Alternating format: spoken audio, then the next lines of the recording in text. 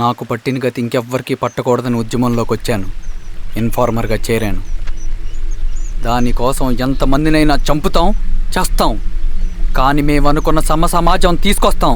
Communist రాజ్యాన్ని స్థాపిస్తాం. సమాజమా అంటే?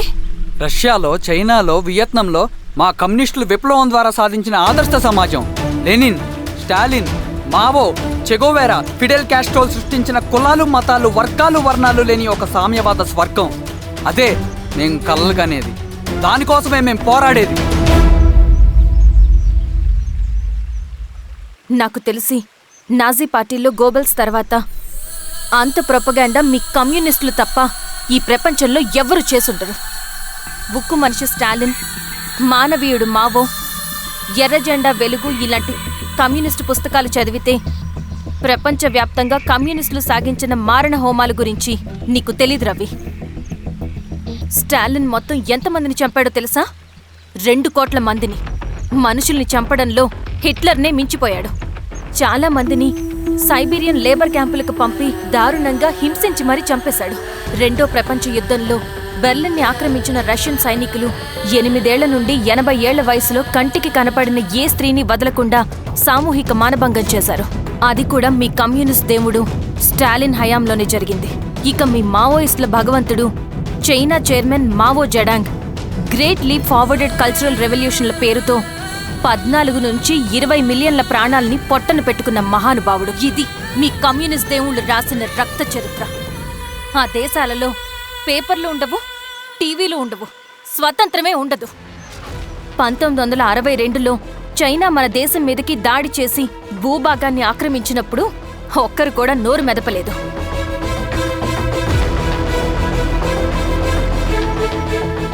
కమ్యూనిస్టుల మానసపుత్రులైన మీ నక్సలైట్లు ఏమైనా తక్కువ తిన్నారా? పశ్చిమ బెంగాల్లోని నక్సల్బరి అనే గ్రామంలో 1965లో జోతేదార్ల దౌర్జన్యానికి వ్యతిరేకంగా పుట్టిందే మీ ఉద్యమం. A for arms, B for Bengal, C for Charu Majumdar. చారు మజుందార్ చెప్పిన స్టేట్మెంట్ గుర్తుందా? వర్గశత్రువుని ఖతం చేసి వాడి నెత్తుట్లో చేతులు ముంచని వాడు విప్లవకారుడు ఎలా అవుతాడు? అక్కడ్నుంచి మొదలైంది మీ నక్సల్స్ హింసాకాండ. 1965 నుంచి ఇప్పటిదాకా 1,00,000 మందిని ఉద్యమం పేరుతో చంపేశారు. కేఎస్ వ్యాస్, పరదేశీ నాయుడు, ఉమేష్ చంద్ర, శ్రీపాదరావు, దుగ్గిరాల వెంకట్రావు, హైగ్రీవాచారి, బుడ్డా వెంగల్ రెడ్డి, ఇలా చెప్పుకుంటూ పోతే ఎంతో మంది మీ చేతుల్లో చంపబడ్డారు. ఇంతమందిని చంపి ఏం సాధించారు మీరు? కంపెనీలు తెచ్చారా? ఉద్యోగాలు ఇప్పించారా? ఇళ్లు కట్టారా? హాస్పిటల్స్ పెట్టారా? ఏం చేశారు మీరు? You did nothing. కడితే డెవలప్మెంట్, కూల్చితే విధ్వంసం. విధ్వంసం చేశారు కానీ డెవలప్మెంట్ ఏం చేశారు మీరు? అంటే ఇన్నేళ్ల ఉద్యమంలో మేం మంచేయలేదా? లేకే, ఖచ్చితంగా చేశారు. తెలంగాణ సాయుధ పోరాటం, శ్రీకాకుళం సాయుధ పోరాటం వాళ్ళ చలవే. భూస్వాములు తగ్గి కూలీ రేట్లు పెరిగాయి అంటే అది మీ చలవే. నంబూద్రిపాద్, జ్యోతి బసు, సోమనాథ్ చటర్జీ, పుచ్చలపల్లి సుందరయ్య, తరిమెల నాగిరెడ్డి, చంద్ర రాజేశ్వరరావు, నల్లా నరసింహులు ఒక్కొక్కరు ఒక్కో లెజెండ్. కానీ వీళ్ళు ప్రజానాయకులు. తుపాకీ పట్టి అడవిల్లోకి వెళ్లలేదు. ఎలక్షన్స్ లో గెలిచి ప్రజా సమస్యల్ని పరిష్కరించారు. కానీ మీరేంటి ఎలక్షన్స్ వద్దు అంటున్నారు? ఒక తుపాకీతో మనిషి ప్రాణాలు తీసే బదులు ఒక పెన్నుతో 10 మంది ప్రాణాలు కాపాడొచ్చు. మీలాంటి వాళ్ళు ఉండాల్సింది ఎర్ర జెండా నీడలో కాదు, దేశ జెండా నీడలో.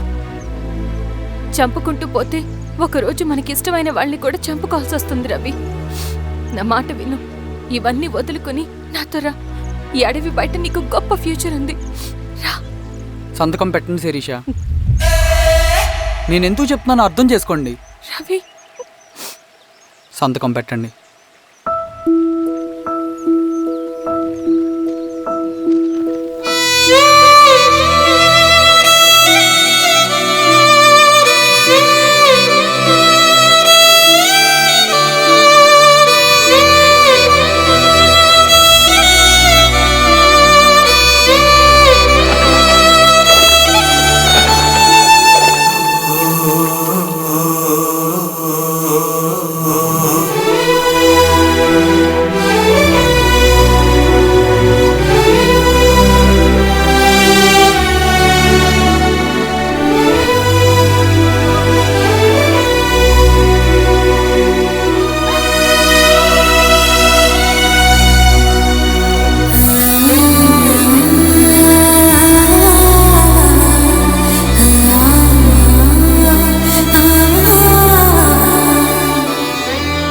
శిరీషమ్మ,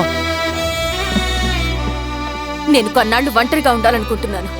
అర్థం చేసుకోండి. అది కాదమ్మా. స్వామి, నేను నీకు కబురు పెడతాను. అమ్మా అమ్మా హ్మ్.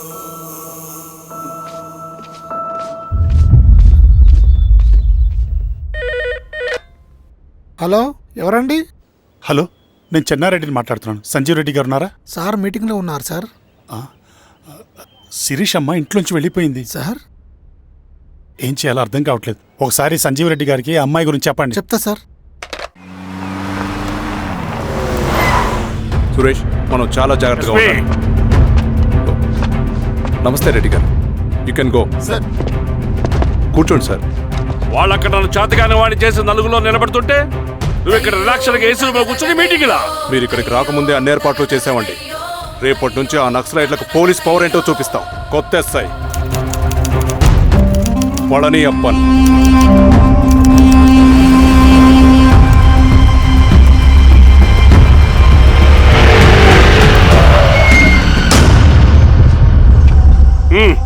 ఏదోటి చేయండి త్వరగా.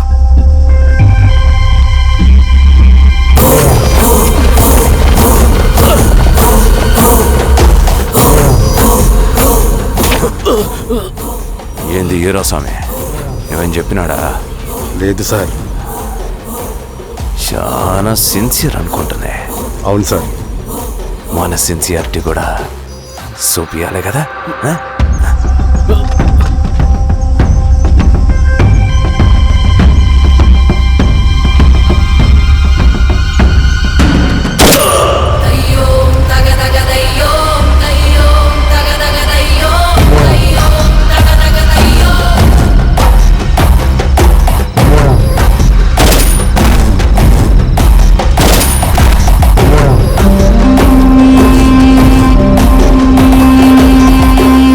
సార్, ఇక్కడున్న పెనుపాక మండలం చుట్టుపక్కల ఉన్న దండకారణ్యంలో ఆ నక్సల్కి ఇంచుంచు పట్టుంది సార్.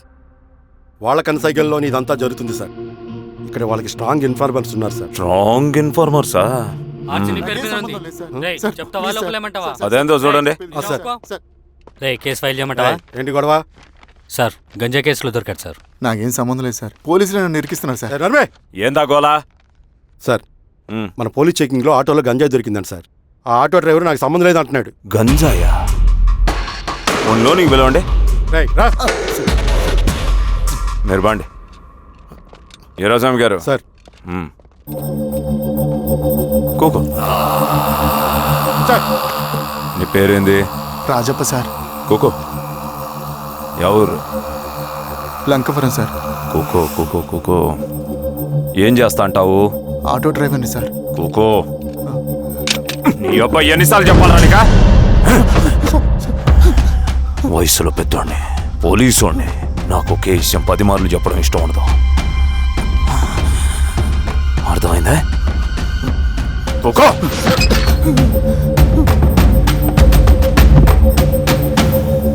సో నీకే అది తెలవదంట? అవును సార్, నాకే సంబంధం లేదు.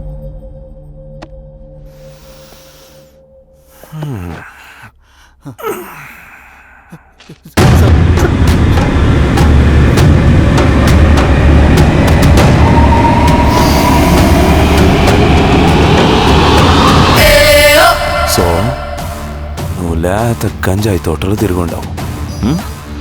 ఏరా సామే, ఈ నీకు తోలకపోయి ఏం చెయ్యాలనో చెప్పు. Very strong informer. రేయ్, లేరా, లే. అమ్మా.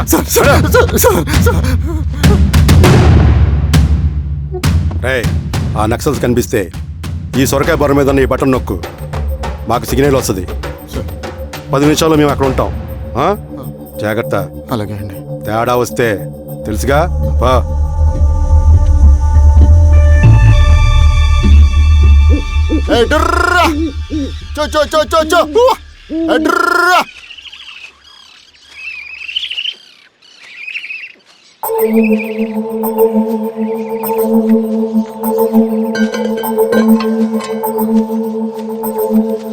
ఏయ్, ఎవరా నువ్వు? అన్నా, నా గొర్రెలు తప్పోయన్నా, ఎత్తుకుంటూ ఇక్కడికి వచ్చాను. ఇటువైపు ఏం రాలేదు. పో. లేదన్నా, ఇటువైపే వచ్చాయన్నా. రాలేదని చెప్పానా? పో.